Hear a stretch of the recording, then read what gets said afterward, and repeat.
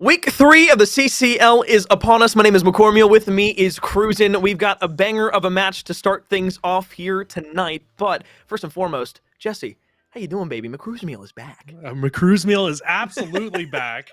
First time in CCL we get to cast together this season. I mean, I could not be more excited.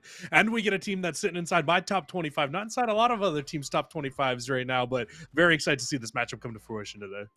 Well, as you kind of heard alluded to right there, brand new team, Redbird COD inside of the CCL this season. Jesse, you have a bit of, I guess, pre-experience with this roster from other sources.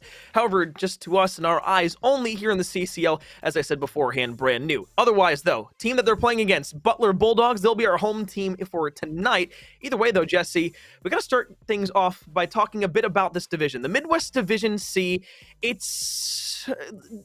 you could say it's a bit heavy on the top side and relatively lacking on the bottom side of the bracket, I guess you could say. Yeah, it's a really good way to put it, honestly. Like, you've got three teams right now sitting at 4-0 in Illini, in Trine, and in this Illinois State roster, the Redbirds Call of Duty.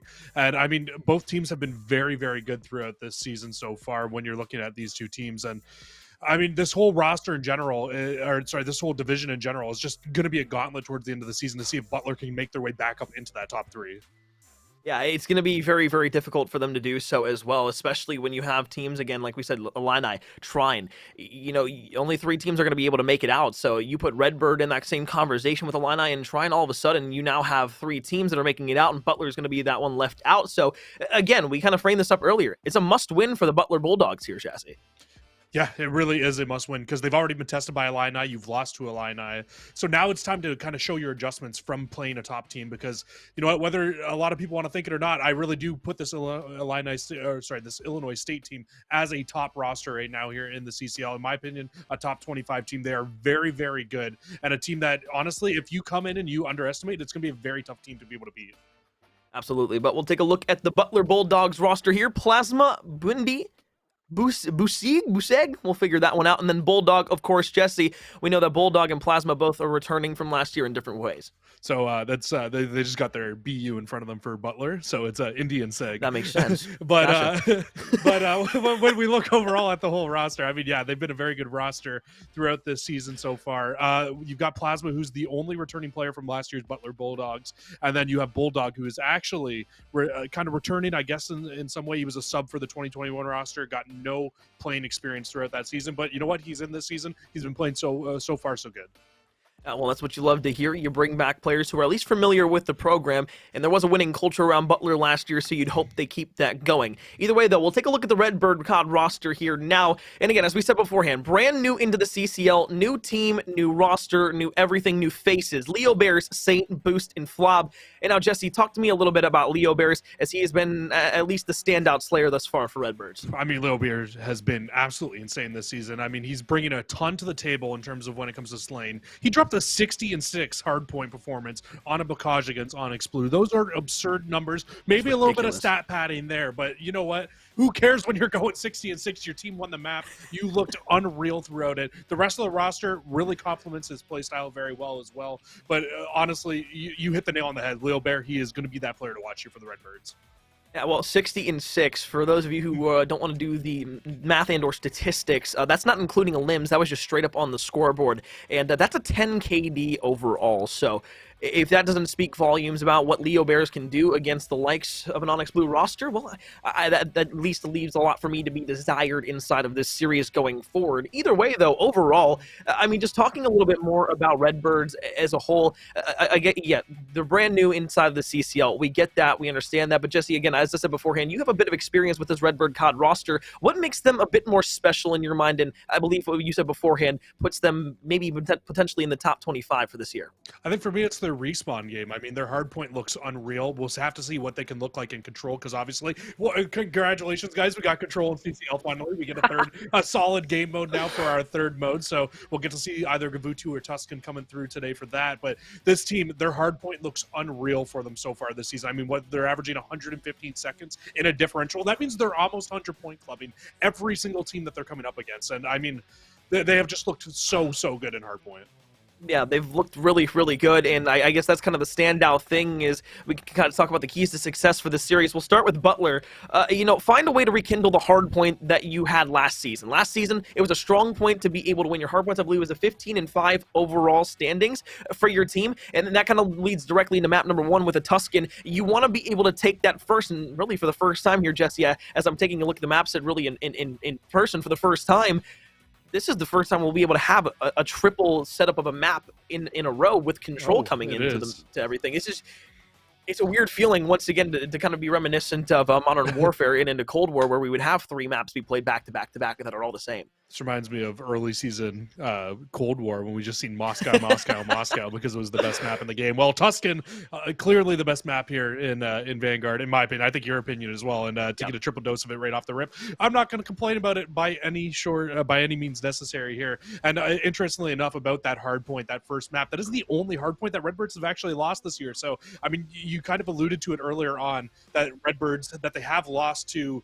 that they have been undefeated so far, but they've lost a few maps to kind of teams that they probably shouldn't have even really been dropping maps to. So the fact that you get that Tuscan hardpoint right off the bat and early on here for Butler, I think that's a good sign for them. It's a map where, you know what, hardpoint, you really are favoring Redbird, but because they've already lost this one, you never know. Maybe Butler might be able to come in and take this one away. Yeah, you're talking about Butler and their hard point. One of the things that you kind of brought up to me, at least earlier on, was against Illini, this Butler Bulldogs roster, they did struggle, at least in their hard points. Their search and destroy, again, was close as we said beforehand. It went down to around 11, the 6-5 loss, though, overall for Illini to be able to sweep that series. Talk to me about the player of Indy and what this player needs to necessarily step up for inside of hard points in search and destroy specifically throughout a series against a better team overall, or what would seem to be a better team comp overall for the Redbirds. Obviously going back to the struggles that were inside of the Illini series. Yeah, I mean, well, straight up, I think struggles will be an understatement for how Indy performed throughout that series. Not a series that he wants to remember, and definitely something he wants to correct and kind of fix going forward against this Redbirds COD roster. He dropped 17 in the map 1, 14 in the map 3. Those are 2 very, very rough numbers to be dropping inside of map losses, let alone inside of maps that were kind of close, if we're being completely honest. You got to think if he maybe stepped up in those games, that's when they really could have brought their way back into the series. Brought their way back into that series. And then even in the search and destroy, he only dropped 5 kills inside of what was a 10-round search and destroy. So if you are this Butler team, I think Indy's the key focal point here. You need to step up. You need to make sure you're playing to the same level of your other teammates, and then you can, especially against other top teams, so that you can really kind of take it to those top teams. As you mentioned beforehand, Jesse, obviously we have Control for the first time here in the CCL. We're all very, very happy to finally see Control being played overall in a best-of-5 series.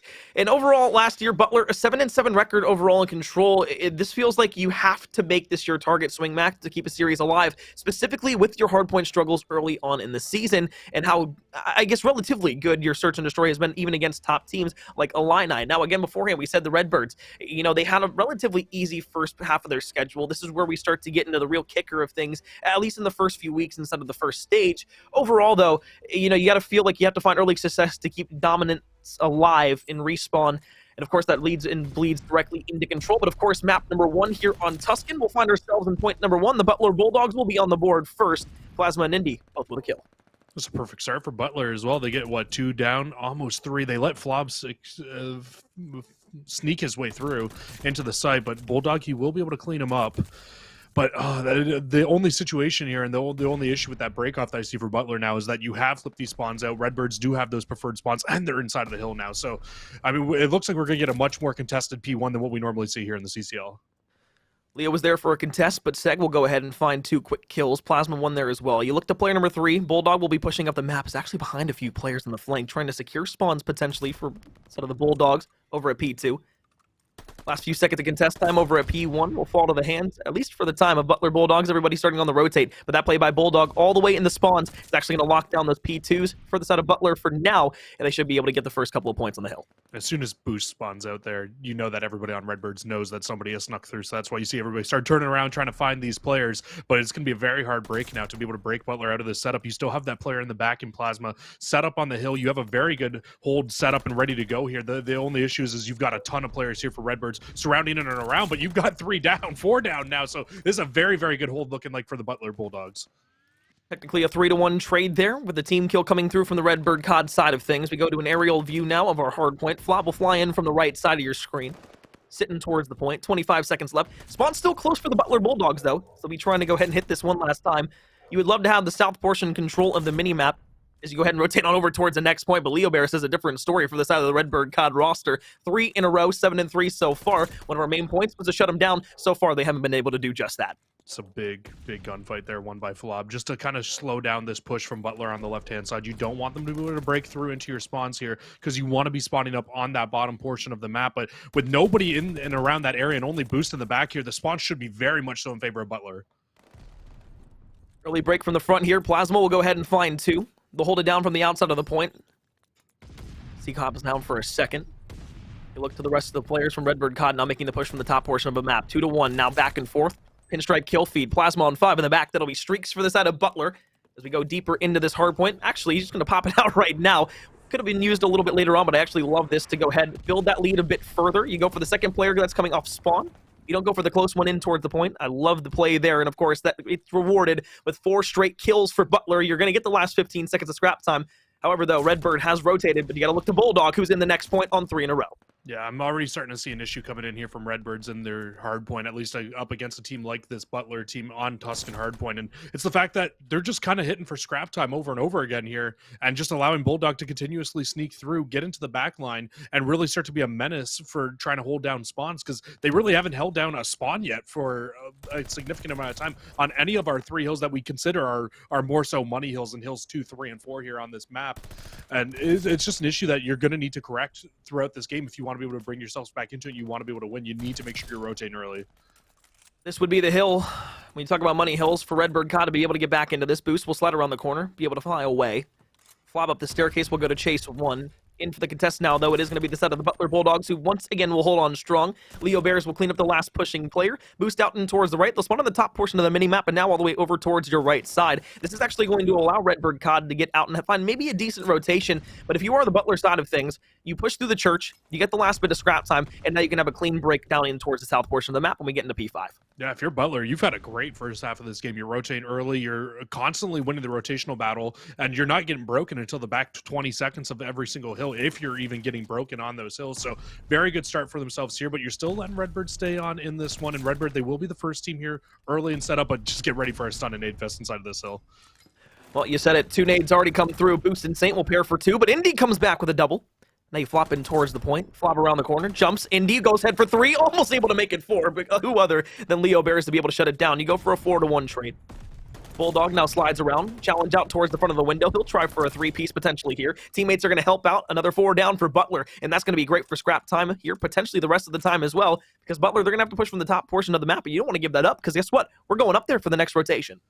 Yeah, I mean, if you're Redbird here, I think you just chalk this. I think you need to just rotate and set up on this P1 hill, but you can see they're still sending player number 5. He's actually going to play a cutoff, actually. He's not going to play all the way through. I thought he was going to push through into the old site, and try to really kind of contest the remaining bit of time there, but he actually plays an off angle, shoots a few players in the back from Butler who are trying to rotate early, and now you should have a full early setup here for the Redbirds. First set of rotations, Butler Bulldogs looked oh so good. 16-7 from Plasma, 19-9, outstanding from Bulldog. We'll use a streak over the top. However, though, teammates will be there to find a few kills, clean it up, so it won't be necessary for the glide bomb to find an extra kill. Bulldog looking for number 20, around towards the left side. Saint will shut it down for the double-digit deaths in the game so far. The Butler Bulldogs just trying to hold on from the front of the hill. Indy, around the corner, doesn't realize that Boost is there, but has teammates to go ahead and complement this push oh so well. 30 seconds left in this point. We'll look to the rotations here in just a moment. Redbird, once again, they hold down the side of the map where they need to rotate to. They just haven't been able to hold onto the hills. Yeah, I think the big thing you need to be watching for is player number 3 right now. The last time on this set of rotations, Bulldog was able to sneak his way through, and once again, it looks like he's snuck his way through. He will shoot a player in the back, so this should at least let Redbirds know, hey, we've got a few players trying to make their way through. They do still spawn up on the good side, but Bulldog finds another kill in the back. He's going on 3 in a row now. Make that 4 in a row. Bulldog absolutely turning it up here, and he's been the player of the match so far here for me for Butler. Absolutely. And I mean, when you're on 4 in a row, almost, that was an aggressive challenge around the corner, but I love it, though. When Plasma goes out, you have to go with to try and find the trade. Either way, though, it leads to an easy Leo Bear 2-piece. You hold on to the point here for what seems like the first time at P2 for Redbird COD. Indian nade in towards the point. Sieg will come from behind. You have one more up top and boost. Can you try to fly in towards the point? I mean, you just want to wait for the reinforcements at least right now. But as you hop in, 3 kills going to go in your favor. White in the kill feed. One more around the corner. Guess who? It's Bulldog who finds another 2-piece. Looks for number 3. Almost able to get it, but Flob will finally get there. You're just trying to eclipse that 100-point mark now if you're the Redbird side of things. And, well, you might just be able to do that here at the end. Yeah, but once again, Bulldogs, a perfect rotation there. I mean, yeah, you don't win the full rotation. You don't win a ton of time on that hill, but you contest for the front 40. You flip the spawns out to get the right spawns that you want going in towards our Fountain Hill for P3. And look at this. They've got a full setup once again here for this next hill. As long as player number 4 doesn't lose this gunfight off screen and Seg absolutely wins it, this is going to be another great hold here for Butler. Double positive for Bulldog, looking to extend that even further. The reach into the middle of the map. Look at this Bulldogs hold right now. They have so many lanes held down, so many angles to be able to cut off this Redbird push in towards the point. Saint, though, will finally trade one back with a stun. You don't really have a lot of numbers here at the site right now if you want the Redbird side of things, so if you're trying to fly in towards the point, good luck. It's going to have to come off of maybe a 2 to 3 piece by one individual player. Boost will slide around the corner. Plasma will find yet another kill on the streak right now. The glide bomb going to be used in from the top. In towards the middle of the map, you're going to get all the information of the world and more, because guess what? That should lead to a kill. 25 seconds left here. Redbird COD still down by almost 100 points. Don't know how I feel about that streak while you're in full control of the hill, though, because, I mean, what if you need that later on in the game? Yeah, you have that strafing run, but it's just not as good as the glide bomb is for finding that information and forcing teams inside. And the next hill, the next 2 hills will be inside hills. So Redbirds, this is a really good opportunity. They can still come back into this game. Look how far away they have Butler spawning from this next hill. This is going to be an easy 20 seconds before it even gets contested. It's far away, but through the middle of the map, you have to be careful, because player number 6 and Leo Bears will get cut down. So those 2 players that you have pushing from Butler through the middle of the map are going to be able to get to that point and at least start this contest early on. Flob might get caught off guard here, throwing the nade. You get 1. Will the trade come through? Will Bulldog go for number 2? No, the answer is Leo Bears and Boost going ahead and combining for a couple. Now out towards the side, Plasma loses a big one-on-one gunfight that should have been won right there, but a spawn in the back and close for Butler should allow them to at least keep that pressure on the hill for just a bit more time. And as Redbirds start to mount this comeback bit by bit, it just seems like the Butler Bulldogs are resilient. They keep hounding the point. They do, but Leo Bear, he's finally starting to turn up here in this game. We talked to him. He was a player we were highlighting coming into this one. Struggled off the rip. He's on 4 in a row now, bringing it back to even at 23 and 23. But as we only have 15 seconds left on this hill and a big winner's advantage still here for the Bulldogs, they can play for this contest time. They don't have to worry about rotating early. But unfortunately for the Redbird COD, they need to not only hold on to the remainder of this time, because you don't want to give any time away to the Bulldogs, but you also need to win this rotation. Unfortunately, you lose the scrap time, so now the full focus, it goes towards command center. You need a good hold here to bring yourselves back into this one. Need a good hold. Have to have a good hold. Around the corner, Flob looks for the first shots and will find and connect onto 1. Make it 2. Oh, Leo Bears, a popcorn nade with it around the corner. The frag grenade will come through and clean up everybody left on the side of Butler. So now, as they make another push here, it's not out of the question to make a comeback. It's going to be very, very difficult, though, only needing about 23 as the side of Butler. Flob, though, will find another 2-piece. Nobody really streaking right now except for Leo Bears, who's on 3 in a row. And this is one player you really don't want to start getting hot, because once that hand gets going, once the streaks get earned, it's going to be hard to slow down Leo Bears. One more around the corner, you get the shots, you can't find the kill. Butler trying for another break. And this is huge now, because Butler actually can't win on this hill anymore. So Redbirds, they could realistically, if they want to, give up the remainder of this time and go towards that new hill, but I don't think they're going to. They have that glide bomb, and you got to remember back to P3, Butler, they used their glide bomb preemptively. They didn't have one, so they won't have a streak ready to go here for this hill number 1. Smart call. Glide bomb going to rain down. You look for 2 players, one inside of the church, another one in towards the middle of the map. You maybe expect that player to start sliding out through the elbow, but you know that Leo Bears is going to be behind 1. You look for the second in middle map. That's number 2. Now around the corner, you look for 3. Teammate there. Maybe Flob trades it out. He's going to be able to find it. So now you can push in towards the point. 15 seconds for the Butler Bulldogs to be able to take map number 1. Costly team kill potentially there. It's going to be a 3 versus 3 on the point. You got a player contesting now around the corner. Here comes Boost with number 1 from the middle of the map, though. Sieg is able to trade that out. Still, though, Redbird COD holding on resilient at the point. The longer this stays contested, this works out better and better for Redbirds as well, because they do hold on to that right-hand side of the mini-map. They can hold on to those spawns, but Butler get a break. They can win it here on this hill still. That's the break that they needed. Indy around the corner. Last person to be able to touch is going to be Leo Bears. Nobody else in sight. Nobody to make the touch. The Butler Bulldogs. Potentially a stunner in map number 1. A Redbird COD that looks so good in Hardpoint. Fall early on here on Tuscan. And, well, Jesse, to your point earlier on, Butler, they stay resilient on Tuscan.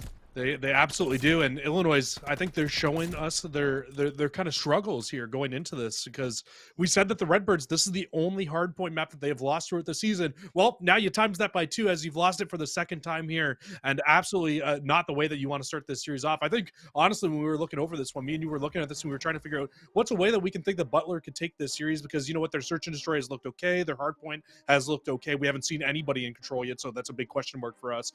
But to come out and take that first hard point, a kind of a mode that Redbirds has been kind of relying on to win their series, and they have one less one to rely on throughout this series, that is a scary, scary thought. And Butler looked really, really good in that map one. They did, and we'll go ahead and take a look at the statistics here overall for this map at current. Just give us 1 second. But, overall, statistically speaking, the biggest thing that I saw was obviously Bulldog, who had a tremendous start to the map. But it was Plasma who ended up coming through, finishing the game strong for Butler. And that was a big reason why they were able to shut down the Redbird assault very late in that game, because they were trying to make it close at the end. It just was a little too late. And that's typically what we usually see in hardpoint maps like Tuscan. But again, I think it was 37 overall and 28 non-traded kills there for Plasma in that game. So, I mean, nothing to walk away with Butler. One of the keys to victory, again, was the hard point win in map number 1. It was crucial for you to be able to take that. You want to at least force a map number 5 if you can. If you can close that out earlier than that, awesome, great. But the slaying that's already there is showing me a lot of promise early on from this Butler roster, and I'm excited to see what they have for us in the search and destroy. And that was something we were worried about coming into this series. Me and you was looking at the slaying. We were like, oh no, because we need a few players to step up. And Indy absolutely stepped it up in that map number 1. I mean, he didn't have the flashiest score line, but he did enough. He did enough to stay ahead of these Redbird COD team, to stay ahead of them, not allowing them to really consistently get inside of the hill, to get into those annoying spots, to get the rotational battles won. Because realistically, I think there was only 1 or 2 hills out of the 12 hills that we've seen, 11 hills that we've seen, that I think that the Redbird COD actually won the rotational battle to. And I mean, that's a big thank you to Bulldog, because he was by far route man in that game for the Butler Bulldogs. He hits his name, it's the school name, and he was tearing it up literally for his team there. Every single time they needed a big rotational battle won, it felt like he was in the back shooting somebody in the back for the Redbirds. Yeah, I mean, how many times we have to call out Bulldog on separate rotations that game? I mean, you can just go back to the very first one when it was over on P2, the first set of rotations. You got the spawns there for Butler. All of a sudden, it's the same thing back over by P3. You make the route in towards the bottom of P5. You get in towards the HQ. You get back over to the point with the rest of your teammates to help on out. And it just seemed like it was time and time again. You look at a player like Bulldog, and it's the most important player on a team. You look back to a player like, obviously, this is going to be a very, very, very generous compliment, but you compare it to a player like Karma, who was always doing that dirty work, who was going around the map, finding those early initial kills over towards that next hard point that didn't necessarily show up on the scoreboard, but more importantly, showed up when it mattered the most, because it actually showed up overall in terms of the points that you were able to earn because of those plays. So, I mean, I wish there was a statistic or a way to track statistics in game, like an advanced stats of like, okay, how many times did a player's route lead to X amount of points throughout a hard point? And at least for Bulldog there, I'd assume it would, amount to at least maybe 150 or more. Yeah, you got to imagine that absolutely would have amounted to a lot of points there with how many times he was the solo player. And, I like that comparison a lot to Karma, because another thing that you can kind of focus on with that was when Karma was not only just winning those routes, but also slaying out. That's when you really saw Optic back in the day really start to tear it up, really start to really rip apart these other teams. And that's exactly what the Bulldogs did in that game. Bulldog was not only winning rotational battles, his slay numbers, he was double positive through most of that game. I'm not sure where he finished, but he was very, very strong in terms of where he was with being positive throughout that map. And I mean, it shows on the scoreboard. That's why they were able to walk away with that map number 1 win, a very good map 1 win over the Redbirds. Well, as we saw our map set beforehand, map number 2, we'll go back to Tuscan once more for our search and destroy. The Butler Bulldogs, if you are just joining us, up 1-0 in the series. Obviously, above us, you can see the indicator of the 1 to the Bulldogs and the 0 to the Redbird COD. That, again, is our map count. If you couldn't tell, it'd be very difficult not to do that. But there, if you are just joining us for the first time, welcome. We appreciate you for joining us here in the CCL family. Overall, though, let's talk about Tuscan a little bit more in depth right now. We said Redbirds at the top of the show. S&D was a strong suit for them. They wavered a bit, but for the Butler Bulldogs, that was kind of their saving grace overall in their series. It really has been the saving grace for a lot of their series. And the crazy part, though, for Butler is I wouldn't say they've looked great in Search. I mean, they've looked okay, but it hasn't been necessarily the strongest suit for this team either. I think they've been very 50-50 when it comes to both modes throughout the season so far in terms of hardpoint and Search and Destroy. Their hardpoint, we see they look good at Tuscan hardpoint, but the rest of them, it's been pretty okay. But when you look at Search and Destroy, outside of the first game that they played where they got 2 wins, where it was a 6-2 and a 6-3, every single other Search and Destroy has either been a 6-5 win or a 6-5 loss. Those are extremely close maps. And I mean, something that me and you were talking about before we came into this one was not only do we want to see them winning Search and Destroy, but we want to see them start to like kind of handily win those Search and Destroys a little bit more.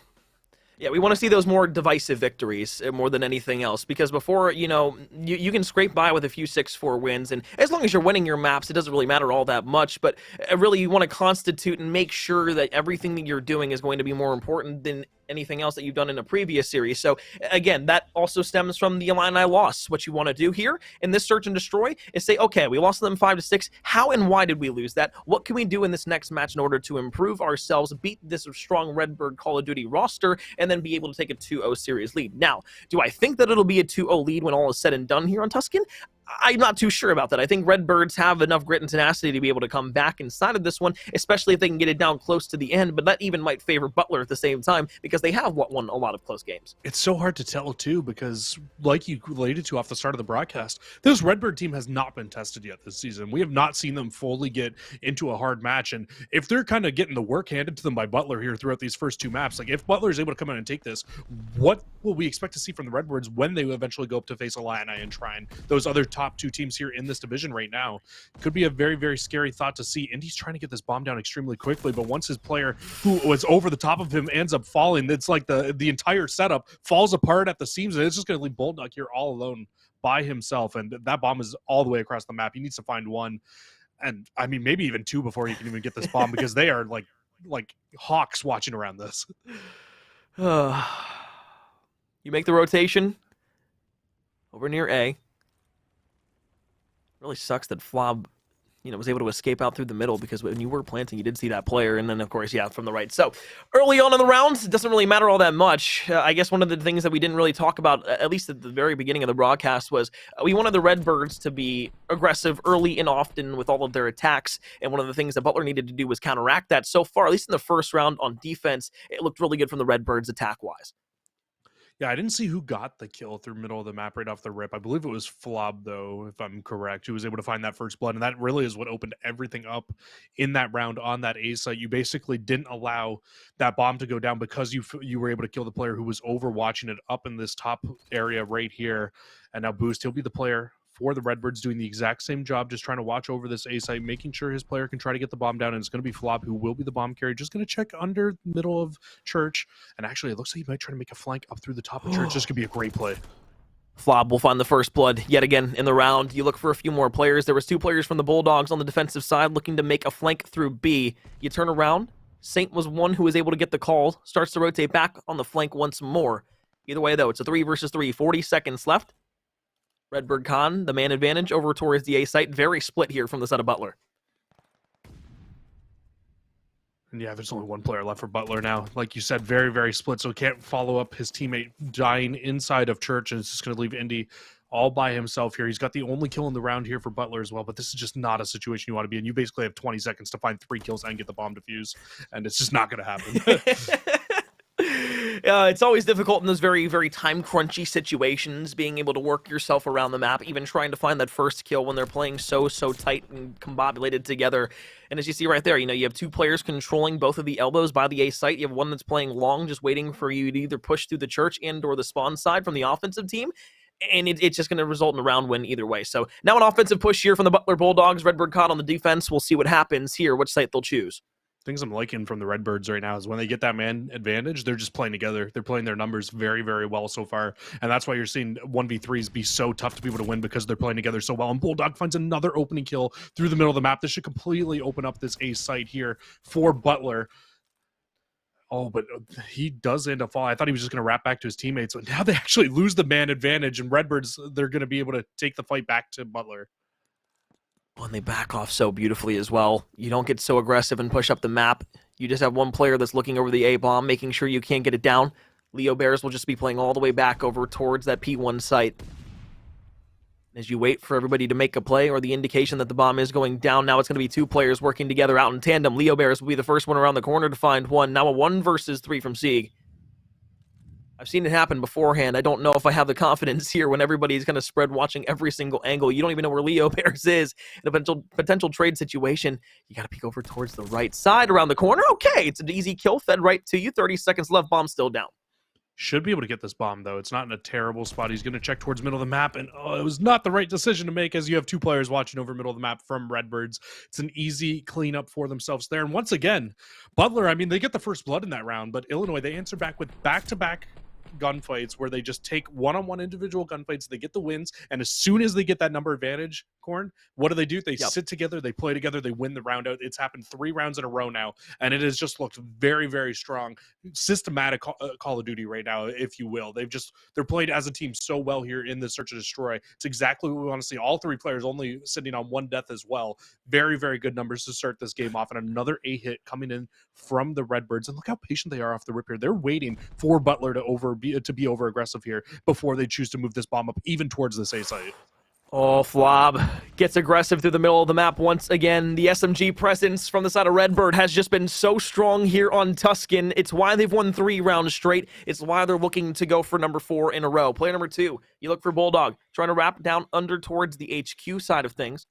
Saint in the middle of the map, looking, scouting, trying to find one. We'll spot the door open. Easy kill, easy pickups. 1 versus 4. Plasma, the last one alive, will find the first of 3 that it needs to go ahead and get. It's going to be very difficult if you want to be able to clutch up in this situation. You'll try to wrap back through the middle of the map, but you got to keep in mind you only have 25 seconds to do just that. You look maybe to the middle. Saint might be there. You have 1 down below. This should be another round win for the Redbirds. Yeah, man, they just have every angle watched once again here for the Redbirds. It's a 4-0, all 4 rounds. You get the man advantage. As soon as that round man advantage goes to you, run away with the game. It's just they're playing so well systematically together. You don't let anybody sneak through. It's honestly so much better than what we saw from them in their hard point, where Butler was just constantly sneaking through and shooting you in the back. It just seems like a completely different team has come out here in the Search and Destroy. They clearly know what they want to do. It also helps that nobody's watching their flank, and Flob has shot you in the back 2 rounds in a row inside of Church to open up the rounds onto their offenses. It makes planting that bomb at the A site that much easier. But once again, a very similar hit coming out from Butler back towards this A site. It looks like they want to try to get this bomb down very quickly at A here. Bulldog this time, he's not going to make his way through. He's just going to sit in the corner. It's a little bit of an adjustment. We'll see how Redbirds play off of it. I mean, you're lucky to get the bomb down there. You didn't have anybody else to watch the middle of the map, so a 45-second restraint on the timer. Bulldog will find the first kill on the Flob. That's probably the biggest kill you're going to find thus far. Shuts down potential streaks. However, you still have another one from Saint on 4 in a row. Leo Bears and Saint will pair for a few. That's a glide bomb to use now here later in the rounds. 3 versus 2. Shots in the back of Saint. We'll hop back around the corner and find the head of one. 1 versus 3. It's going to be Sig in the middle. You get the first, but the bomb is going for the defuse. Oh, and Saint makes such a great play. 7 in a row, full streaks to use. And, of course, covers his teammate who's defusing the bomb. I mean, what more can you say? I mean, Bulldog, not only does he find the first blood under the middle of the map and he gets into a great spot, but he just kind of sits there. He never moves out of the spot where he finds that first blood. So, of course, when you come around that corner, as Saint, you're going to check it. You're going to look in that corner where that player just was. He finds the easy shots on the Bulldogs, even us up into 3 versus 3. And then from that point on, Redbird, they just pinch on the site. They use their man advantage because all 3 players on Butler were kind of all and around the hill in different spots. They couldn't assist each other in those gunfights. So it was practically 2-on-1 gunfights all the way through for the rest of the round. Another easy man advantage for Redbirds to be able to close the round out. And once again, you have a player getting very aggressive here for Redbirds on defense, trying to sneak his way through. This should be an easy cleanup and an easy trade here. And wow, trades are just going crazy back and forth now, leaving us in a 2v2. Almost wasn't an easy trade, but it does give Saint 8 kills in a row. Potentially the final round to Search and Destroy here, 2 versus 2. As we go down to the end, it would be great for Saint to be able to clutch things up. Oh, he's just going to take an aggressive challenge out towards the back. I mean, I like it. Hey, take the balls out, man. But, like, at the same time, you're still in a 1 versus 2. You want to clutch this up here. You don't want to get full sailed. Well, it's not really a possibility on the table right now. Streaks. Exactly. This could be really, really crazy. If he gets the bomb down, too, and he's going to have an isolated 1-on-1. I think he spotted him out as well. He's going to play this around the corner. You're waiting for your teammate to try and execute this flank so you can make this pinch together. You're probably anticipating that Saint's going to chase you, and you are right now. Glide Saint bomb. makes the call, uses the glide bomb over the top. Jesse, you called it perfect. Should be able to get the first one, and no, he actually won't get it. Oh, and he he gets the gets information, and okay. Well, you take a streak off the board in a round that potentially you should have been able to win anyways, but I mean, if you want to start a full sale, that's how you start. I mean, it is. It absolutely is. It's a round where they definitely should have been able to win there. The streak doesn't find anything. You got to think he must have just hit the top of that cut there, or there was 4 to 5 involved somewhere. Something happened. He wasn't able to find the streak. And that's just tough. That is a tough situation there. Not only do you not find the streak, but you get all the information you need, but you also end up falling. You get sniffed out at the worst possible time. I think the issue with that was he saw the player that he was going up against in that gunfight. Remember when we said we thought he spotted him out? I think that player also saw him, so he had an idea of where he was. Once that glide bomb got called in, he just went and hunted him down, found him, was able to find that final kill. But Saint opens things up here, rights his wrongs, finds the first blood in the round, and when Indy tries to get that bomb down again, it's like they only have one hit on offense. Let's go towards A and try to sneak it down. I mean, hell, you saw Sensor do that the other day, and it actually worked out for him. So, I mean, I guess either way. But as you go ahead and see, Flob will find 2 kills in a row. A quick kill, though, on a trade from Bulldog. It's a 1 versus 4 to keep the S&D alive, and he doesn't realize that there's a player directly above the HQ. And, well, that's just nice shots from the middle of the map. Redbird COD handily win the search and destroy. They'll tie the series up 1 apiece. And Jesse, I was going to ask you beforehand, does it feel like the names were just kind of flipped at the top of the screen from, at least what we predicted earlier on in the stream? It really does. I mean, me and you, we had our home and away team wrong when we were looking at the overall of things. Maybe maybe everything is just wrong upside down today, right now for us, because we really thought Illinois was going to come out, win map number 1. They come out, they lose, and in all honesty, they kind of got smoked in the early part of that game. Butler looked amazing, and then Butler comes out here in the search and destroy, and they just fall flat on their face. Simple as that. I think that map was a matter of when, if not if, Redbirds were going to win the search and destroy, because the way that they played that map together in S&D, it looks like Butler had never played Tuscan search and destroy before. I mean, all they did every single round on offense was push the bomb up towards the middle of the map and try to sneak the bomb down, and it didn't work one time for you, so I don't know why we tried it again for the 4th time. It just did not work out. Butler, you need to work on that. I think we need a couple more strategies here inside of search and destroy. Maybe scrim it a little bit, because that was just not it in terms of your strategies for search and destroy. You do the same thing 4 times in a row, kids. It's not going to work out for you. I mean, look, you'd at least want to hope that one of them would work. And I hate to say it, but it was more of just like one of those situations where they were trying to fish for that first blood. Everything in those rounds kind of depended on them being able to set up after they got to the A site. It kind of felt like back when I was like still playing Call of Duty, and I would like during school or something like that, I'd write down a strat in my notebook, and I wouldn't account for like the first blood coming through on my team. So I'd be like, oh, dude, once we get this bomb down here, this is where we can set up, and it's gonna be so great. And then you get a first blood, and then you're like, oh shoot, what do we do now? Like we're stuck around the map, and that's kind of what it felt like there for Butler. So maybe back to the drawing board, maybe just try to veto Tuscan out of your map pool. Overall, at the end of the day, that might help too. But again, Redbirds, they came back. They go ahead and take the search and destroy. We're now tied up 1-1. We're not done with Tuscan just yet. We will see it one more time for a control, and that will be, of course, the first time we'll actually see control on stream here, and of course in the games throughout the entirety of the CCL this season thus far. Yeah, I'm really excited to see control coming up very, very shortly here for us. But I mean, like you said, though, that S&D, when you look at that search and destroy, I completely am right there with you. You get that one bomb down and you think, hey, everything's going to be great. We'll have a 4-man advantage. The issue was the player sitting up top window every single time fell in that game. And then they eventually just stopped sending somebody there, and they thought, hey, you know what? Let's do no middle map pressure. That did not work out for them either there. So, yeah, definitely need to come up with a few more strats here on the drawing board before we get everything going. Well, as we get ready for map number 3, we're at least guaranteed to see a 4th map inside of this best of 5 series. In the meantime, though, when we get map number 3 and our final Tuscan of the series set up, we're going to kick things to a quick break. When we come back, map 3 in the first control on stream of the CCL season.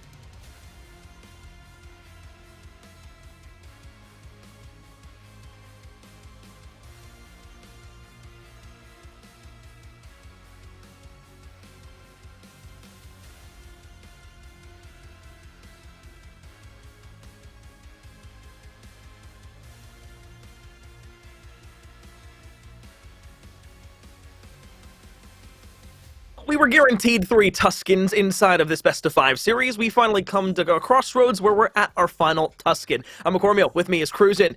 Redbird Cod, the Butler Bulldogs. It's been an intriguing series thus far, tied up 1 apiece. We go into our control for the first time here in the season. Jesse, what do you kind of expect to see here, at least from the set of Redbird, who have won the Search and Destroy now? I mean, it's so hard because Control is like the perfect little like child of Search and Destroy and Hardpoint, right? You get like kind of the little bit of, you have some respawn delay. You also have some respawns where you only have a certain amount of lives throughout the round, but at the same time, it's still respawn. You still expect Redbirds to be very, very good throughout respawn, but to be completely honest, they didn't look great in that Tusken Hardpoint. So to go to Tusken now for this Control, I might put the advantage going inside of Butler's favor here. Honestly, I kind of have to agree. It was weird coming into the series, Jesse, because one of the points, I don't know if we got across or not, it was the fact that Butler had a -4 hardpoint differential against the teams that they'd played on average so far this season, which was really, really weird to say, especially when they came out and beat a team that was basically handily 100-point clubbing teams throughout all their 4 matches to start the season off. So, and now that we see Butler with the Search and, or rather the hardpoint win, and then the Redbirds come out with the Search and Destroy win, completely basically flipping everything that we thought and predicted going into this first bit of the series. Now we go to a Control where quite literally there's not really much to go off overall, other than the fact that Butler were 7-7, perfectly average inside of Control last season, with only one of the returning 4 players here on Butler that was a part of that roster. Yeah, and if I remember correctly from other leagues that I've casted, Redbirds, they were actually a decent Control team. So, I mean, it's another respawn, right? So you're going to be relying on heavy slaying still throughout this game mode.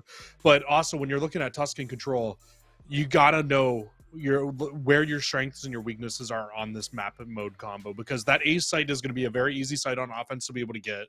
In terms of, if you get the numbers early on that site, you should be able to stack it and win it. Very similar to a hard point break off to P1. If you get the numbers on that site, you should win that site almost every single time. But the hard part is getting over towards that B site. You see that B site also in Search and Destroy. It's the same exact area, but the hard part about getting it is, this time, instead of Search and Destroy, not everybody is going to continuously respawn up, right? So you need to make sure that not only are you getting 1 wipe, but then you need to push into the back tanks. It's kind of like spawning a team out in Hardpoint, but instead they're going to continue to spawn up Church, just kind of further away. It's really what you need to do, though. Not only get somebody in the hill, but also get somebody set up on those back tanks. Yep. That's how you'll get that B side. It's way easier said than done, though.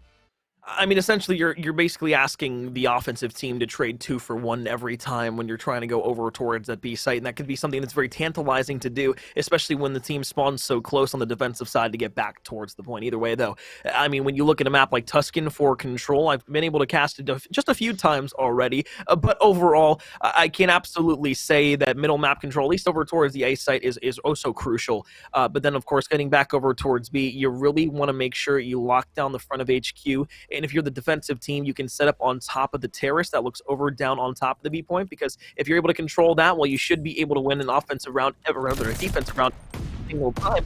Talking about a good start, and only get the first blood here on the round on the Flob, who is, I guess, the mainstay slayer for Redbird Cod. Instead of the Search and Destroy, either way, overall, the Butler Bulldogs able to get their first tick of progress and will. They're going to number 2. It's a big kill right off the rat.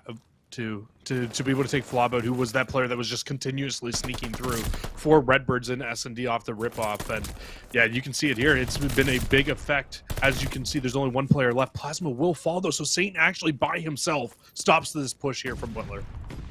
It was nice, too, because now you're just left with the 2 ticks. You haven't been able to add an extra minute onto the clock. If you are the Redbirds on defense, you've at least drained that clock just a bit, but around the corner comes 1. In D and C, you're going to be able to hold on in towards the point. Full progress at A is going to be secured, so that's an extra minute onto the clock now if you are the side of the Butler Bulldogs on offense. However, the thing is, you've got a 5-minute advantage. Awesome.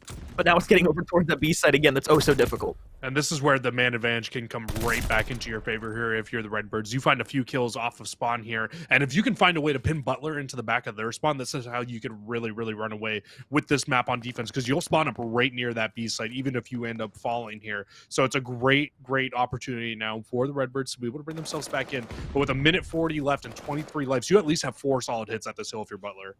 Yeah, and you maybe want to try a bit more, but look at Saint. Plays that so perfectly. Trigger Discipline's able to find 2. You snap around the corner to try and find number 3, but to your surprise, there's really nobody there, and that's because everybody's coming off the respawn block once again. Look who it is, though. Bulldogs, all the way back in the spawn side of Redbird Cod. We saw that happen inside of the hard point here on Tusken. once again here in the control, trying to do something a bit more fancy. However, you don't realize that everybody else is dying at the same time. So while you're sitting here in the back trying to make a pinch play, just maybe trying to pick 1 or 2 players off, everybody else is dying over towards the HQ. Yeah, exactly. You have to make a play to make this push and at least get 1 or 2 down so the teammates can start making the push up the map. Redbirds haven't even noticed that he's spawning up in the back because they just don't care. They just are pushing straight forward. And look, he needs to make a change here. I don't understand why you're just sitting in the back right now. You need to push out. You need to find a few of these players in the back to give your team an opening to come out because everybody else is just getting spawn trapped right now. Well, the thing is, he touched the B zone, too. They should have turned around at least once. Nobody really turned around to clear up the spawn, and finally they're going to say, okay, we have one on the B site. We probably need to go get him. And now finally you have Bulldog who falls. But the thing is now you don't really get anything out of that except a little bit of progress on B that's easily drainable. So now as Leo Bears comes down the staircase, you have the rest of the Redbird COD now trying to make the approach on the defensive side. You get your first 2 down if you are Butler here in quite a while, but you only have 25 seconds to work. The other issue with him making that play for so long there is you only have 30 seconds left now for Butler to try to break your way into this hill. You don't have any numbers in terms of man advantage as the 4-man, now 5-man lead to the Redbirds. And now when you're looking at the rest of this, Butler, they're still spotting across the map. You've got 15 seconds to even touch this hill. This is very much so looking like a Redbird round win. You try to fly it through the church as well. Sieg will be there with a kill, but guess who's there on 5 in a row? It's Boost. Now, with a streak to use a little bit later on, and the one thing I guess we didn't talk about just yet until really we just saw the streak being earned, is the fact of how useful streaks can eventually be if earned while pushing on the offensive side over towards B to really open that site up, maybe get a little information when you are making that team push over towards HQ, and then be able to break your way forward with a first blood. Yeah, it can really be an advantage to actually get that first defense because as you guys all just seen here, it's a huge advantage in terms of just being able to win out those rounds. You can it's a little easier to win defense on this game than it is on offense in terms of just this map, especially going towards that B site. But now because Boost has that streak, they can use that streak later on in the round to try to break their way in towards B. And with a middle map coming in here, they might actually try to go towards B right off the rip. You got 1 player on the point. Starting to make the progress. You get player number 3 down in Bulldog as well. You go 1 for 1 on the trade over by the point. Leo Bears trying to push out to the spawn, an over-aggressive challenge. But that takes all the pressure that they had over towards A off. So now maybe Redbird can go ahead and not only find themselves an extra minute of time, but of course give themselves a man advantage in terms of the overall life count with the defensive side trying to push in, and they're all set up on the head glitches. 2 ticks of progress. Still a glide bomb to use if you are Boost. You're still on 5 in a row. Now make it number 6 and 7. Double in the middle of the map. Now if you're Saint, you look to push up. You only have 1 player to your left. Should be traded out and will be by Boost, who goes on 8 in a row and secures the A point. And you can't even complain about that start off there for the Redbirds. I mean, yeah, you don't get anything on the B site, but you open up the A site completely by hitting B off the rip there. And now they actually find 3 kills in a row in succession going towards this site. So you've got complete church control now. And now all you need to do is find these players here, get on the back tanks, and this could be an absolute clean wipe and a very clean round here for this team. Monster hit. Saint in the back should be able to pick up maybe a few more off of the spawn side. As I say that, though, the off-screen engagement allows the side of Butler to remain and reclaim inside of their spawn.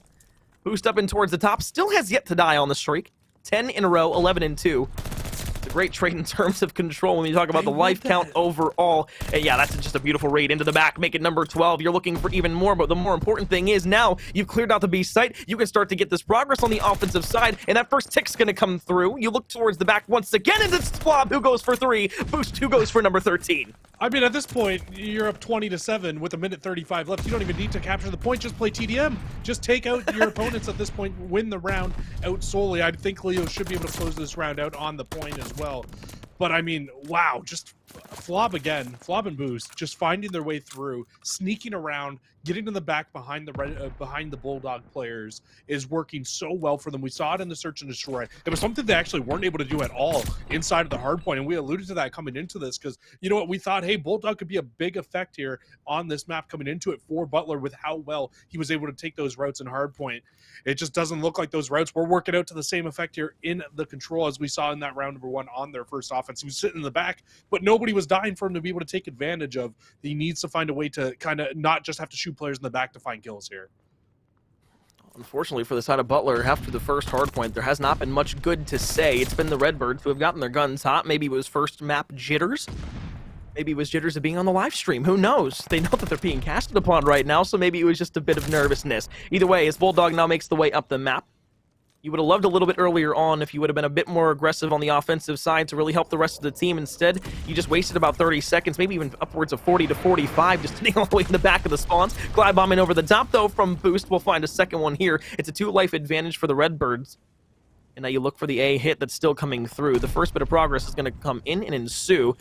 You're just trying to pinch around this point right now. You've got a lot of map presence if you are Redbird. Seems like the Redbirds aren't just trying to win this map. They're trying to smoke them off the map. That's what you get when you start to see the streaks getting invested here onto this P1 hill. But here we go once again. Bulldog sneaks through, so he is on that B site by himself. And this time, because he's on B, it's going to force a couple of the players on Redbird to turn around and force a couple of lives over here. He actually gets a tick by himself over at B before anybody else even gets over to that site. Now it actually looks like Butler can kind of split their push here. You can send a few players over to B, but then you can also keep players at A. But actually, the streak comes in at A from Boost and shuts down anything that they could have done in terms of a split push. So initially, I didn't think Bulldog was making the right play. Then I realized that now that you have that second tick of progress, you can split the sites, but while they were trying to fight over at A and contests kept coming through, it kept the clock at a solid minute and 10 seconds. So you have tons of time to work back over towards A if you want to put another minute on the clock and then be able to work for that last bit of progress over at B. Either way, though, you found yourselves on the point right now. You're going for that second tick from the middle of the map. Here comes player number 8. That's going to be Boost. First one to fall. Through the spawn side, it is going to be players number 6 and 7, Leo and Flob, trying to make this push. And in the middle of the map, Leo will fall. Streak going to be invested yet again. They don't want to give them this A site, and it's the last player. They're around the corner. What a stop from the Redbirds. They just barely stopped that. It stops the clock at 45 seconds, like you said, because Bulldog was able to make that big play earlier on to get onto the site and shut things down. And not only then, but finds a 2-piece here to open the site back up for his team. Will finally end up falling. I don't even know what to think right now. I don't know if this is a good thing for Butler. They will get an extra minute on the clock here if they finish the zone off, but the numbers are still just not in your favor. You've got a 5-life lead still here for the Redbirds, and you still need another tick over at B. Well, you asked what to think. I just think slaying from the side of the Redbirds right now. Bulldogs have not been able to keep up. Very similar to map number 1, just flip it around. But the Redbirds on top. Bulldog inside of the radio station. Looks to the left side. Over on the top of the staircase, there was one as well. They were playing that pinch oh so perfectly. Plasma with some beautiful place shots. Might be able to play up towards the top of the church to push over towards the point. Right now, though, you're doing a good job if you are on defense of keeping that out. Plasma, maybe a reflex there for a punch. That just puts you out of position. Takes 2 lives off the board. Now it's 11-6. You can just play lives here. And, of course, like the team deathmatches you played before. It really is. Just kind of keep them off the hill. Make sure they don't get that final tick of progression. And if you're Butler, you got to stop solo pushing this. I mean, you're just taking individual gunfight after individual gunfight. Now you're down to 2 lives. You had 6 left. You really could have just tried to group up. You had 40 seconds. If you played together there and took 1 solid hit at this, that was your best chance at being able to win that round. But because they don't ever take 1 solid individual hit back at that B site, they don't win the round. And that's actually going to end up being a 3-0 to the likes of the Redbird COD. And I mean, they looked really, really good there in that control. And they did. And, you know, another point that I want to hit on real quick is the fact of, like, you know, it doesn't matter if you're in a 6 versus 11 or a 4 versus 11. With 1 tick left, all that's going to constitute a win condition is 1 quick good break onto the point, and then boom. You find that last tick of progress before they can come back off the respawn block. Your team just stacks the point. You're able to win that round, keep your control alive. However, that doesn't happen. Solo pushes because they were trying to get too aggressive on different fronts of the map. Just doesn't come together, doesn't come to fruition. And of course, that leads to a Redbird 2-1 series lead. Now, we go to map number 4. We go back to a hard point. If you remember from map 1, we did see the Tuscan be where the Butler Bulldogs took their advantage overall. It was a 250-195 win. Ever since then, though, Illinois State Gaming has not looked back one time. We go to Bacage next. Very, very, very interesting map overall. I think we've said that enough to kind of knock your ears off at this point. But overall, I think this is a map that favors the chaotic spread pushes from the side of Redbird. Yep. And if the Butler Bulldogs don't push as a cohesive unit like we saw in map number 1, and of course, especially like we saw in map number 3 there when they were solo pushing everywhere on the map, I think this is not only Illinois State Gaming's map to close out, but of course, they're serious to win to stay undefeated. I completely agree with you. I absolutely think that this map favors Redbird COD, and I mean, for honestly a couple different reasons to what you were saying as well, kind of just to add on to your point. I think it's going to be a lot harder for Bulldog to be able to make the plays that he was making in Tuscan in this map on Bocage because of just how crazy the spawns can be on this map. You can hold down and push through the back all you want, but as soon as one player ends up falling, map spawns get flipped. It just doesn't really matter where you're spawning on this game, though. On this map, wherever you spawn, you're getting back in the hill within 5-10 seconds. You're able to reinforce. You don't have that same luxury that you had on Tuscan, where once you got a flip and you got a team wipe, where you were spawning them across the map. This map, you spawn them across the map, they're right back in 5 seconds. They're right back in your face. And right now, when you look at the overall slaying numbers on this team, just from map 2 and 3 alone, it just seems like Redbirds, they have the numbers in terms of slaying. I think the only reason you saw Butler take that map was one because of Bulldog's rotations, and 2, they were able to actually win in the lane in that map because they were constantly the team that was set up on rotations. I absolutely agree. And when you go to a map again like Bocage, that's just simply not going to happen. And the biggest single thing here I want to see, of course, slaying for Redbirds the last 2 games has been phenomenal. You look to Flob, who has been pretty much astute throughout the last 2 matches. You look here, you assume on a map like Bocage, he's going to be able to be a top slaying player. But hey, guess what, Jesse? You said it at the top of the broadcast. We'll allude to it once again. There's a player named Leo Bears on this Redbird COD roster who on Bocage specifically had a 10 KD, dropping 60 kills and only dying 6 times inside of that game. If that doesn't speak volumes, I don't know what does. He's looking like a young Cruisin' out there. Fresh wrists. He's running around finding 60 kills. I'm just kidding. I was never that good. But you know what? he absolutely could take over this map again. And if Butler doesn't find a way to answer them, and this was a key to victory that we had for Butler, was that you need to find a way to kind of limit what he can do in terms of hardpoint. And we saw it in map 1. They limited him. He didn't have a great start in that game. He did turn it up, however, as the game went along. And he looked better in the search. He looked even better in the control. Could have just been a simple case of him coming in kind of cool to start that series off as well. Looking a lot better now, though. So what Leo are we going to see? Are we going to see the one that gets shut down from Butler? Or are we going to see the Leo that comes out and goes 60-6 on a Bocage hardpoint? Only one way to tell. We load up the map now. I knew you'd like that young Cruisin' comment. You know, there. I never got to experience a young on the map, to be honest. Look, a young cornmeal might have been cracked. I still might be a little cracked right now, but on the sticks, I have struggled in recent years. That is why I'm, of course, on the desk now, and I'm not playing anymore. So, as they say, you try playing, you don't succeed, you go to coaching, and if you can't coach, you go to casting. So here we are now as a caster. You tried your hand in coaching? I think maybe for a map in a series, and I didn't like it because all it was sitting there looking at a mini map and saying, "Oh, look, he spawned in our spawn. That's interesting," and I didn't feel like doing it. So Bocage, map 4. Redbirds, you're trying to stay undefeated here, win map number 4. And just, I kind of wanted to say this right before we got into this match as well. You know, the win condition for Butler, at least at the beginning of this series, was to win your search and destroys and maybe steal that control because of how good the Redbirds were when it came to hardpoint. It seems like this is the complete opposite, as Redbirds have gone on to win the search and destroy and control, and now Butler has to be forced to win 2 hardpoints. Yeah, they are forced to win 2 hardpoints now, and off the rip, you can see already a better looking hardpoint here from Redbirds. I mean, they've already gotten in towards this P1. They flipped the spawns out for P2 as well. It's exactly what you want to do right off the rip here, and the slaying just seems to be in their favor right now. Flob is heated up, Boost is heated up. We've seen Saint heat up at certain points throughout the games today. And when you have Butler spawning up all the way over here, I'd like to see player 6 actually not even push up towards the map. Stay down in that bottom left, because that would not give a single spawn pocket for Butler to be able to get in the back. And now with a few kills coming in here, they might be able to spawn up on that bottom left-hand side. We'll see if they don't end up spawning there, but it was a possibility. P2 set. Saint looks over the top for a potential kill. You look back to the middle of the map where Leo Bears is just trying to cut off a few players coming from the P3 spawn side. Slowly pushing over and making their way to the point, though, are the Butler Bulldogs.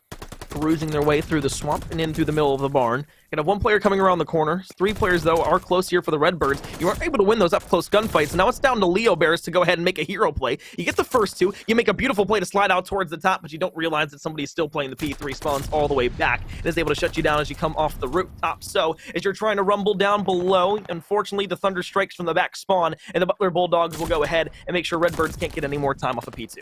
I'm just curious as to where this Illinois State team was in the first map that we saw. If I'm being completely honest with you, because because we saw in that first map there was no rotations at all, but they've won both of the rotations so far here in this. They flip the spawns at the perfect time. They get inside the hill at the perfect time here for this second map, and you'd think that this would be a harder map to win rotations on because you're on Bacage, because you're in a crazy gunfight-oriented map where you're just always spawning up in different places, but they've done a great job so far of limitizing where the Bulldogs spawn up. They have a great idea constantly of where they are. One player sneaks through, you find him in the back. This is just a great hold, and they've done a great job of just really just winning everything on the map right now. Nothing is being handed to Butler at the moment. First 30 seconds came through for Redbirds. A break came in momentarily. However, they go ahead and they hold on for what should be the last 20 seconds of time. Nobody really close for the side of Butler to be able to make a play back over towards this point. The rotation across the map is going to be big, but guess who's there already? It's Leo. We'll find the first. You look back in towards the barn, maybe to find a couple of more. Free him around the corner. Through the door, Leo will go ahead and find number 2 in a row. You flip out the spawns, you get yourselves the early lead, and of course the early rotation into P4. The barn is yours, and everything that it's worth. And again, it's going to be the Redbirds set up early here inside the hill. And you know what? Maybe something that we haven't alluded to is the fact that Leo is just in his paradise here on Bacage, because he has looked very good once again to start this map off. And they're just going to sit inside this hill and contest at the moment. But, I mean, you're up 84-28. And on a map like Bacage, I mean, this is almost like a 100-point lead off the rip here. 4 down, looking for number 5. Plasma, quick off spawn. Will be the first one to find a kill for Butler as you make the push back into the barn. Leo will slide in. Can't find the shots from the hip fire into the ADS. As you look to Plasma, goes for the beatdown, is actually able to get the kill. So that's 3 in a row. Working your way towards a glide bomb from behind, though, Saint is going to be able to come through for 1. Will it really amount to much? Well, at least the answer for now is yes. That's at least mid-map control. And, of course, you get yourselves early and rotated to P5. Jesse, this is something that they didn't do in map 1. Not once, but they've won every single rotation here so far to start this game off. And you've got a glide bomb for Saint. This is the perfect hill to use that glide bomb on as well. Even if things get rocky, you can drop that glide bomb in somewhere. And look at this, the Redbird players, they still spawn up on that right-hand side. Sounds like a glide bomb has been earned from Plasma as well. I'm not sure when he earned that streak. He will find Saint with it, but also finds one of his own. So numbers still just not going to be that strong for Butler in the hill. Another glide bomb going to come in. This time it's going to be Saint. On the opposite side, you're going to be able to find one with it. So 2 straight kills in a row. You look for boost back over towards the tower. One's going to be up top, and Saint will find the kill in the way of the MP40. Extending the lead ever so slightly here are the Redbird side of things. And as Saint will slide out for 1 over towards the P2. You look maybe in the barn to play a bit more passive. 2 players are going to slide on in. Rotation back to the middle of the map, but right now, if you're Redbirds, Jesse, you're happy with getting the scrap time here in P5 because you're going to put yourself at about 135 points as we get ready to get back into our second set of rotations. You absolutely are. I mean, what, you have almost, a 90-point lead here over Butler to start this game off, or to start this round off. Sorry, a 70-point lead. Apparently, I can't do math. But still, nonetheless, a really good lead. That's a hill and some of a lead here. And with the way that we've seen Butler look off the rip, it's not looking like it's going to be very easy for them to be able to bring their way back into this game. But as I say that, Seg does start to heat up. He gets on that 4 spree in a row. If he can find a glide bomb, I mean, you can use it in that next hill if you don't have spawns. He does find the glide bomb. So, you know what? They're starting to bring their way back into this. Gonna have to if you want to force a map number 5. Sieg, though, 6 in a row. Looking for number 7 from behind, though. You don't recognize that the spawns come through for the Redbirds over on the right portion of the map. They'll push in towards P1. It's going to be a slow hit, at least for now. 15 seconds around the corner. Indy isn't able to find one, but Saint will find 2. Helps take out Plasma. So, this should be, once again, a break opportunity for the Redbird side of things to get into P2. Leo Bears will lead the charge. 20 and 16. Almost able to make it 21. But Boost will find the kill. Saint will trade out after as well. So, that'll be a break into the spawns. And once again, Redbirds, even though they didn't rotate early and get out for it, they break the spawns before the hill even pops. Yeah, they didn't have to rotate early. They had basically just a 4-man group ready and around the hill to be able to pinch inside of that hill and be able to find all of the kills that you needed. It was a perfect break, a perfect pinch from this team to really be able to get in. And look at the hold that they have set up. Only one player who can really disturb it in Seg, and he goes massive. He finds 2 in the back, and there should be a hold going back in the way of Butler now. But, Jesse, here's the thing, right? You know, this is big 30 seconds here if you are Butler. You're going to get one more push at this if you are the Redbirds. But for Illinois State, you can get this rotation all the way over towards P3, and you held it down so perfectly last time that it got you about 40 seconds at a time, something you don't see every day on Bacage. Sieg trying to go big one more time. Will for 5. Dances around that tank and is able to stay alive. That might have been one of the biggest moments for Butler. I think if you're Redbirds, you're starting to get a little greedy here. You're hitting towards scrap time constantly, and the one thing that they did so well in that first set of rotations was they weren't hitting scrap time. They weren't hitting toward those back 20 seconds. They were pushing over, setting up for the new hills, and they haven't really been able to get one of those solid setups that we've seen throughout the first set of rotations, and that's why you're starting to see Butler bring their way back into this game now. Break potential through the front. Bulldog's going to be the first one there. Plasma should be able to double back. Help with a pinch play in towards the point. Once again, though, you see Bulldog trying to make a route all the way through the back of the spawn. You'll find one. You look for the second inside, you'll find two. Leo Bear is coming off the spawn. Help from teammates. Flob, the last one alive for Redbirds to at least make the immediate pinch, and will do just that. Plasma from the corner will get pooped on by Flob. As you have 4 kills in a row, you look for maybe number 5 out the middle of the map. A triple kill. You get a glide bomb, and now Saint will fall off the streaks as well. That glide bomb is really big too, because heading towards the back half of our hills, we do have that outside hill again on P5. And now you have a glide bomb once again to kind of counteract the fact that Sieg got one a little bit earlier on here. And now the lead is starting to build its way back up. You will have Butler, the first team, set up here at the barn. But as you head over here, again, Redbirds, they're just kind of circumferencing around this hill, and they have everybody set up in and around and ready to try to break this. Well, the first player that Bulldog was going for didn't eventually end up falling in the way of Bulldog's hands. It was down to a teammate. He goes and finds a second player as well, but it is a 5 streak there for Boost. You get another streak on the board. Now, you get the shooty pile in, as Cruisin would say. As you have everything and more that you could want here inside of map number 4, you're looking to close this out in a 3-1 series. You're probably saying to yourself, how did we lose map number 1? We'd be wondering the same thing, but of course we know the answer is that Butler was playing out of their minds in map number 1, and it just seems, for whatever reason, Tuscan Hardpoint is their homestay. Seems like that, and also Tuscan's kind of just the weak point for Redbirds. But you know what? Butler's not out of this game by any means yet. They can still bring their way back in. They have the man advantage on rotation for the time being. But Saint's able to find one in the back. If he finds the second one as well, that could be spawns now going into the favor of Redbirds until he falls. With those player cams being held, they will continue to hold on to spawns. And that streak from Boost is a little preemptive as well, because you don't have anybody to follow it up now from the Redbirds. And you're going to get the spawn close over towards the black car. You can fly through the middle of the map. You'll get a second one through here, though. This time it's Flob onto Plasma, who finds one. Boost is there for a good 2-piece. Now it's Sieg, who once again is left in a 1v odd situation. You got the preferred spawn side now if you are the Redbirds. Almost able to pass that 200-point mark. Though the Butler Bulldog, they've made a great stand on P5 so far. The biggest thing is, now you're only about 50 points away from being able to tie this thing up.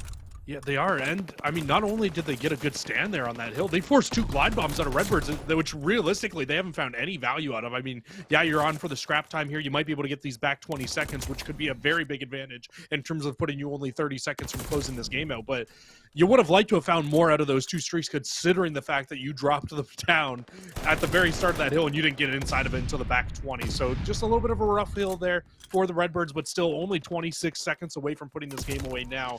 Butler, they're going to need to be on practically perfect hard point from this point on if you want to take the map win. Well, if you want to do it here on P1, you're going to have to hold down the first point perfectly in the third rotation. We all know how difficult that can be, though, even if you are a team that's been slaying out for the majority of the game. Down from above, though, it is going to be Boost who finds another kill on the Bulldog. That was poetry in motion, quite truly. 15 seconds is all the Redbirds need in order to close out map 1 for 4.